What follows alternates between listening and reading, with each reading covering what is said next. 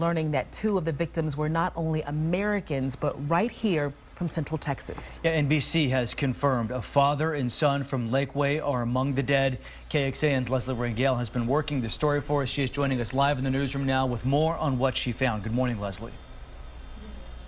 Good morning. Such a sad morning today. Now, we've been monitoring social media, and friends of family have been posting about 51-year-old Sean Copeland and his 11-year-old son, Brody. Now, according to a post from the Hill Country Baseball, Brody and his dad, Sean, were in Nice, France when a truck loaded with weapons and hand grenades drove onto a sidewalk for more than a mile, killing more than 80 people, including the two Central Texans. This photo shows Brody at the French Riviera, and it reads, "You are in our hearts, thoughts and prayers. Rest in peace. Brody and Sean, you will be remembered by many." It's received over 200 Facebook comments, and another Twitter post was written by a family member saying, in part, "They were on vacation with my two other cousins and aunts celebrating a birthday."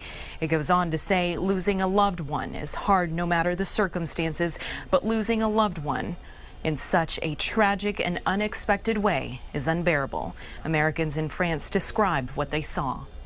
Show had ended, but we just assumed they were fireworks still going off. But then really shortly after that, I saw people running, and we didn't at this point have any idea what we were running from. Now, at this hour, we do not know of any other American victims that were in the area when the attack happened. We have checked with the University of Texas, and a spokesperson confirms that there were no students or staff in the area at the time of the attack. And of course, we'll continue monitoring this story as more information becomes available. For now, we're live in the newsroom. Leslie Rangel, KXAN News.